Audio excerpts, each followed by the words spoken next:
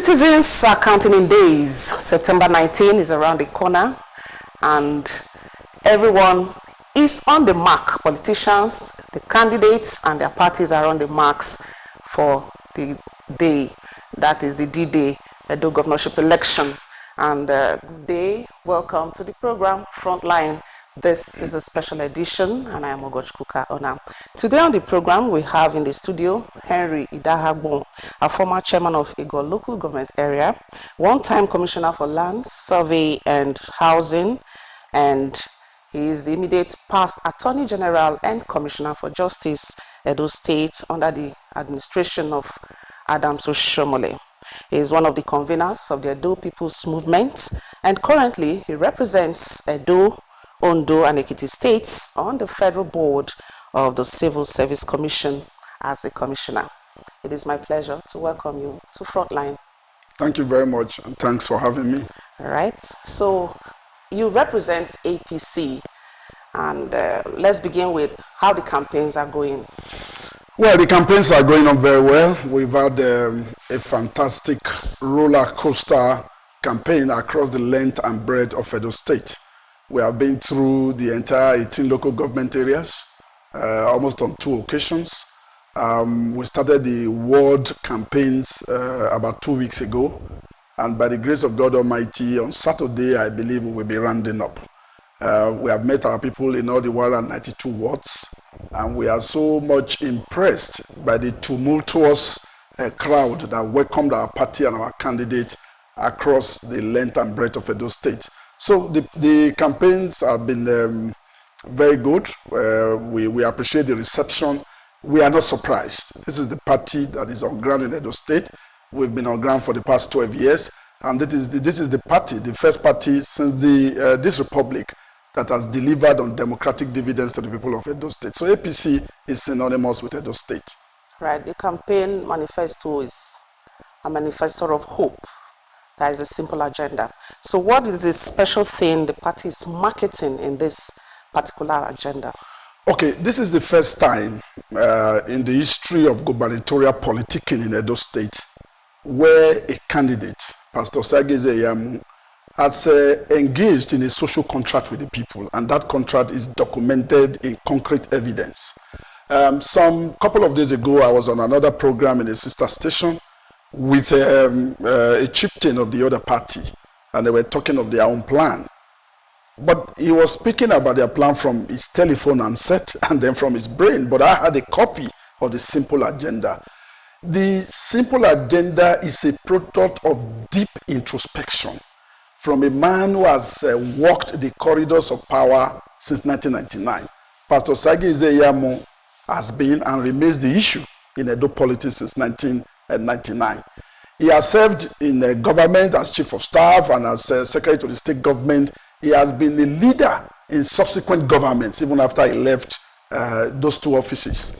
So he has had the opportunity of thinking deep about the issues of governance in Edo State and the advantages, the successes, and the failures of the previous government. All these are encapsulated in the simple agenda. The S simply stands for security. There's the need to build a new security architecture for Edo State. You all agree with me, there's a consensus of opinion that without security, there can be no development. So he's looking at a security trust fund. He's looking at empowering the various security agencies.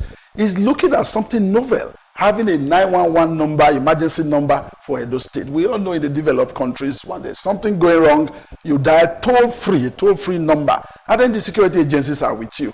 Then he's also looking at incorporating our traditional institutions, the Enigis, the Ohens, the Odionweres of the various community into the security architecture. Because you talk about kidnapping, when people kidnap, they don't take them to the mom. They take them to locations within Edo State. And if we empower the local indigenes of various communities to provide security in their environment, I believe there will be no room for kidnappers. Then you go to the issue of infrastructural development. I said also again in a sister program that the people who live between St. Saviour and Ikpubai, they should start jubilating, because he has promised that he will create a link bridge that we serve to decongest the Ikpoba River. We all know if you live in the Ikpoba River, Ikpoba Hill Axis, once it is closing time, you spend 3 hours on the road. In Benin City, not Lagos, to get to your house. And when you are coming in the morning, if you don't wake up very early, you can't get to Benin City from Ikpoba Axis because there's just a single road. When there's an accident from any of the articulated trucks or even from buses or a market day, you find that the whole of Ikpoba Hill Axis becomes inaccessible owing to traffic gridlock. So he has promised to provide an alternative bridge, an alternative road. He has also promised, and that I have seen in only 2 cities in Nigeria, Abuja and of course Calabar, Cross River State. Virtually all the city roads are asphalted, they are tarred. He has made a promise that he will asphalt all the roads in metropolitan Benin City and will encourage the local government councils and support them to asphalt all the roads in their local government headquarters. Of course, we cannot overemphasize the importance of good roads to economic development. Today, the roads in the Benin City are so bad that there's no car owner that doesn't visit the mechanic on a weekly basis. All the cars in Benin are bad. I drive a car and I live here, and I know that my ball joints and knuckles, they make noise. I go to the mechanic, it is fixed, and in another 2 weeks, 3 weeks, they are bad because 90% of all the roads I drive on in Benin City, they are untarred and they are in very, very, very bad shape. I live in Ewotubu. I'm from Ewotubu, Ward 1 in the local government area. We have the worst set of roads in the whole of Africa. I didn't say Edo State or Nigeria, in Africa. And I dare you to go with your cameras rolling to Ewotubu Road and see the way human beings live there. Okay, so all the previous governments, they didn't do anything about roads. No, they did. Previous governments. They did. Previous government did. Well, the only previous government that actually tackled the issue of road infrastructure in Edo State is Adams Oshomole. All the major roads in Benin, he dualized them. He created new ones. First is secular, second is secular. Those roads were used to be single tiny roads. He dualized them. He gave them a drainage, so we do not have problem of erosion on those roads anymore. He built walkways. The first time we're having walkways on our roads in Edo State. He installed traffic lights. Then he installed street lights, and for the first time, it may sound mundane, it may sound little. We saw a traffic light for pedestrians in Edo State. But of course, in 8 years, there's no way he could have solved all the problems of road infrastructure in Edo State. And since his departure, for the past 4 years, development as far as road infrastructure and in Edo State took a flight.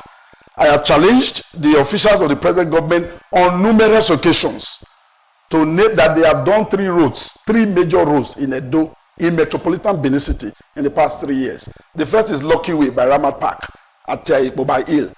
Single carriageway with drainage well done, with street light, beautiful. And that's the only road that has had street light for the past 4 years. No other road. If you know, I challenge you to say it before the viewers. Then the road linking Airport Road, Iriri to Saple Road. Long road, maybe about 20 something kilometers, fairly long road. Single carriageway, no drainage all through. Some areas drained, some areas not drained. The road had even started failing, even though it is barely 6 months old, no street light. And then, of course, the third road is where this station is situated. Television Road, Aikpe. Single carriageway, we've always done this road all our life as young kids growing up in this town. Now it was dualized, of course, poorly done. Last week, there was heavy rainfall just after your station here by BHS. It was flooded. People couldn't drive through. The cars that attempted to drive through, they got stuck in water. And the funny thing is, there was one car that was stuck in the water. He had the posters of the governor adorning his vehicle. And of course, people refused to give him help because they said it serves him right because the governor is supporting is the one that did that road.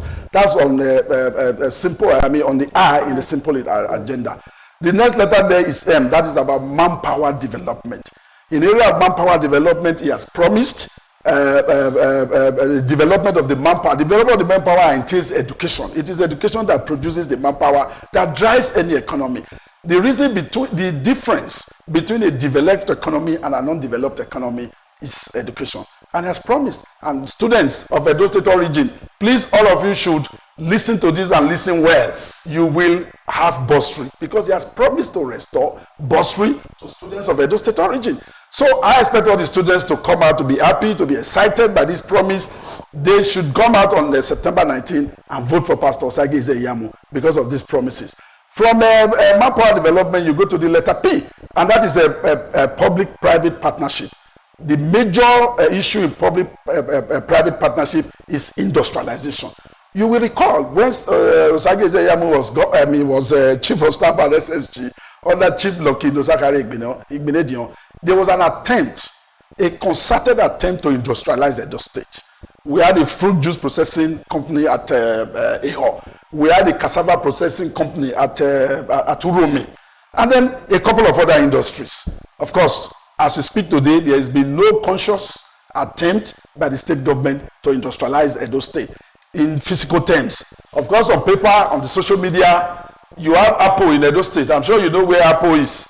I'm talking of Apple Incorporated of United States. You have Amazon. You have all the big sounding. In fact, Silicon Valley in California, United States of America, has been brought to ICE, which is a stone throw from you here. And I'm sure some of the technology you are using in your station today, you got from ICE, Silicon Valley of Edo State. The next letter is L, leadership by example. For goodness sake, this man is a man of God. He's an ordained pastor that still preaches every Sunday in the Redeemed Christian Church of God, which is one of the foremost Christian churches in this country. So he has no choice but to lead by example, because he's a man of God. There are certain standards we hold him up to.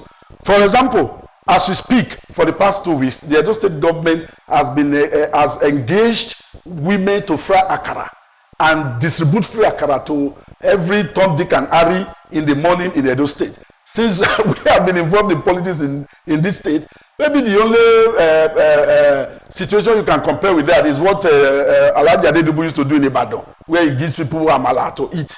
We have never had it so bad in this state, where you have to give akara to people. And from what we even hear from our friends in PDP, you know, we are all friends. When the chips are down, we still talk amongst ourselves. That akara is demonic. That akara is akara that is induced with, what do you call it now? I don't want to use juju because that's kolokwa, but there are some sacrifices that goes into the akara. So how can you ascertain that? You don't just go frying. An allegation. Yes, you don't just go frying. I'm a Benin man. If you are Benin or you live here, you will know. You don't just go frying akara and give it to people. In Benin, we call it Isa. In Yoruba, it's called Sara.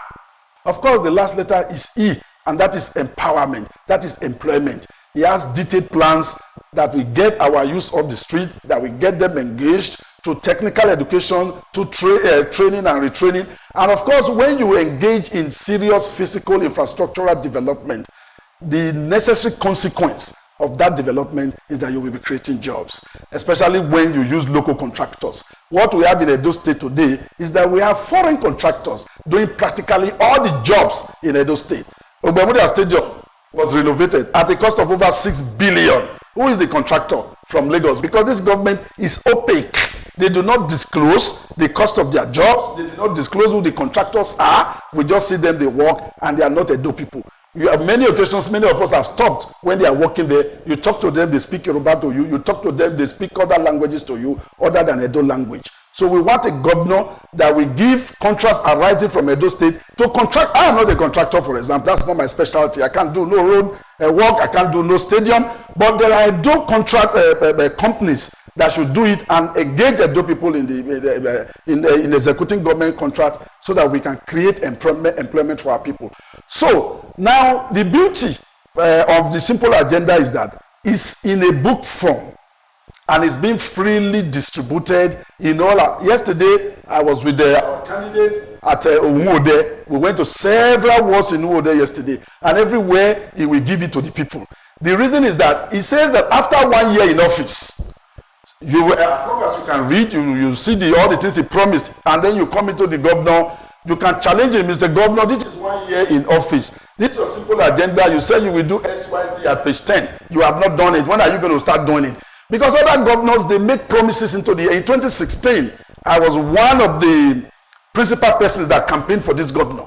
I was one in this entire state. I credit myself as being the first politician that the former governor confided in that this is going to be the next governor. So I took him around the whole of Edo State. On many occasions, I drove with him in the same car, in his car. And he used to tell me, I will create 200,000 jobs. If I go to Egoraki, I will put 3 billion there. It will produce blue-collar workers. I will do this, I will do that. It was not in written form. Today, some of them, he denies he ever made such promises. Okay, so that's what went wrong. Because in 2016, it was the other way around. Oh, yes, it was. Yes, it was. What went wrong is simply that the popular saying, to whom much is given, much is expected. We gave so much to the present governor. He promised so much, but he delivered so little. For example, just a week or so before our primary elections, he was on a sister station, and he was asked how many jobs he had created. He said 151,000 jobs. If 151,000 jobs are created in Edo State, every family will be represented. But in a jingle, there's a jingle they play daily now, including your station. He claimed to have done only 30,000 jobs. He promised he was going to create, build Gelegele Seaport. Within 2 months of being elected governor, one of the most respected sons of Edo, engineer, the owner of Aclean Nigeria Limited. I remember his name now, a very popular engineer. He constituted a committee, made him chairman of the committee. That Gelegele Seaport, I live on Gelegele, the road to Gelegele Seaport. That's a Kenwan road. Yes. I'm sure you know the ships are already betting there now. Goods are coming in from all over the world. No, for a project of that magnitude, yes. How long does it take to actualize it? He told us he was going to do it in 2016. This is 2020. There is nothing, absolutely on the ground, nothing. What you have are consultancy contracts. What you have is MOUs. They did testing, soil testing for Gelegele to see whether for about 100 million naira. We spoke about it during EPM days last year because we had the facts, we had the documents to show it. Absolutely nothing on the ground. He promised an industrial hub, Edo industrial hub. You know, one of the most respected Edo citizens worldwide, Captain Osa Okumbo mentioned it the other day in his press interview, that on paper, Edo is already Edo is London. And that's why our Edo indigenous abroad, some of them are clamoring for him because of what they see. But in reality, there's nothing. He brought Vice President Yemi Osinbajo SAN to Sapele Road near Olugbo to come and do the foundation laying ceremony. Today, that place has become a den of robbers and hunters. People are setting traps. They are catching grass cutters. They are catching antelopes. Even deer. If you go deep into that place, you will even see baby elephants. They are there. There's nothing. He promised he was going to build one sport facility per ward. There's none. He promised he was going to do one modern healthcare center per ward. None. Instead, he has shut down all the educational institutions in Edo South Central District. College of Education Ekadolo, which we elevated to Tayo Akpata University of Education, shut down as we speak. College of Agriculture Egoraki, which he told me, Henry, don't worry, I'm going to put 3 billion there. They're going to produce workers for Presco, for the other companies that are palm-based companies in Edo State, shut down. Nursing, Edo State School of Nursing and Midwifery, producing. How do you drive any healthcare system without nurses? Nurses are a necessary component of any healthcare development plan because they are the people that take care of you when you are sick. We have a pandemic ongoing now. There are no nurses in the state because the State School of Nursing and Midwifery has been closed down. And a College of Agriculture, College of Education closed down. College of Physical and Health Education, Afuze, closed down. Everything is closed down. And the excuse is, I want to build a modern. Everything is the language of Igodo. Migodo is phantasmagoria. He thinks big, but delivers very little. And that's where there was the parting of ways. All right, so on a scale of 1 to 10, has the APC been able to convince the electorates who are the decision makers on the Manifesto of Hope? I mean, what is the gauge? What feelers are you getting from the electorate? Come September 19, which is just next week Saturday, we are going to have a crushing defeat. Not just landslide, it will be the most humiliating defeat of any gubernatorial candidate in the history of Edo State. During Oshomole's second term re-election, I was Secretary General of that campaign organization. Pastor Sage Zeyamu was the Director General. We told people that, look, this thing we are going to crush. Nobody believed until the elections came. We did not only win the 18 local government, which we refer to as 18 over 18. Out of the 192 wards, we won 190 wards. From my tour with Pastor Sage Zeyamu of the entire Edo State so far, I am confident that the least we can get is 80%. That's 8 over 10. And then all the other political parties will share the remaining 20. Okay, so if elected, if the party comes out successful in the election, do you think Pastor Osageze Yamu will meet the yearnings and aspirations of the people just with what you have been saying so far? Obaseki didn't meet up. Let me tell you this. At a village called Uwe Egbede in Unwode local government area, after we met with the traditional law, we paid our respects, sought his permission to address his people in the town. We got on the podium, the crowd was tumultuous, they were enthusiastic. They introduced Osageze Yamu, they shouted. When they introduced Adams Aliyu Shomole, they almost brought the heavens down in the ovation that he got. And you know what Osageze Yamu said? He said, look, I want to perform like Shomole, because after leaving office, I also want to accompany other gubernatorial candidates and be loved the way you people have shown love to Shomole.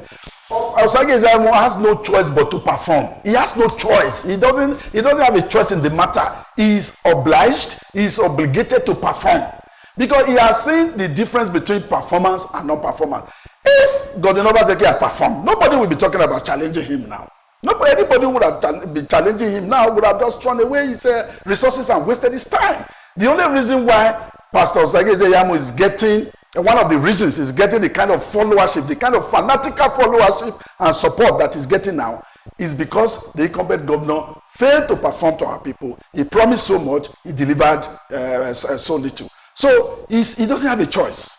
I am confident with his experience in government. He served in a government, and he has seen other governments since he left office. He saw that those who worked, how they are celebrated, and those who didn't work, they just fade into oblivion. They are like politically obliterated. I know Pastor Osageze Yamu will not want to be obliterated. Since the history of Bender State, even Midwestern region, we have had 3 outstanding governors who can be deified as political gods, where political office seekers will go and pour libation.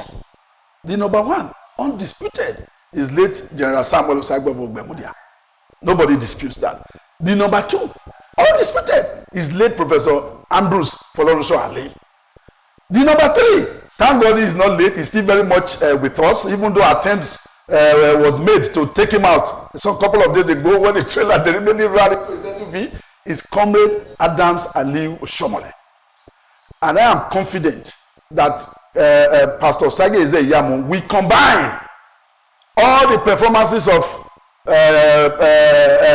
General Ogbemudia, Professor Ambrose Ali, and Comrade Adams Aliyu Shomole together when he becomes governor of Edo State. Because I told somebody yesterday, some of the SSs of governors, Osageze Yamu, by virtue of his religion, by virtue of being a pastor, we cannot be engaged in those excesses. Because he's a man of God. Even now that he's campaigning, he still goes to church, goes to the pulpit every Sunday to preach. And I expect him as governor to go to the church every Sunday and go to the pulpit and preach. So I am very confident. We are just waiting. Edo State should look forward to a boom in our economy, in our politics. From November 12, 2020, it will be a restoration to the comrade years when there was a boom in our economy and our politics in Edo State. Okay, so in essence, you are saying APC is good to go? No, we are good to go. I can tell you that for free. And I've had bets with several of my friends. On September 20th, we have had bets that we are going to pay. I'm ready to pay. And by September 20th, you are free to call me and I will tell you, I told you so, that we will win and we won. All right, so in any contest, there must be a loser and, of course, a winner. Yes. So if on the 20th, the anticipation is already there, and it turns out positive or negative, is the party ready to accept in good grace? No, of course, yes. We are ready to accept the decision of Edo people. But we are convinced, like I tell people, and I've said it on another program, if you know for the past 4 years your road has been done, your child has been employed, you have been able to access healthcare services, you have had services from this government, by all means go out on Saturday and vote. But if you know that when it's raining in Benin, like it's been raining for the past 2 days, today it's just been drizzling, you are afraid of going home because of flood. Me now, I'm afraid of driving home because I'm going to hear my knuckles, making noise in my car. All modern cars now are front-wheel drive cars. And then of course, there's no hospital. Even the 5-star hospital we built was contracted to somebody from out of Edo State who charges 5,000 naira per card. Even people like us have difficulty to pay 5,000 naira for consultation. If you know that you have any of your relatives, any of your friends, whether political or otherwise, have not been employed, if you know that this government has been a government of Obubu Yeye, you will go out and of course you will have no choice but to vote for Pastor Sageze Yamu. So we are we are confident because we have an enlightened electorate in Edo State. So look, we are waiting to celebrate. Like I said, we have started lining up our refrigerators with drinks that we are going to celebrate with come on September 20th. All right, thank you very much, Henry Idaghagbon, a former chairman of Ego local government area, two-time commissioner on land surveys and housing, and of course the immediate past Attorney General and Commissioner for Justice, and currently is of the board of the Civil Service Commission as a commissioner representing Edo, Ekiti, and Ondo states. Thank you so much for finding time to join us. Thank you for having me. All right, thank you very much. That has been the Frontline this edition with Honorable Henry Idaghagbon.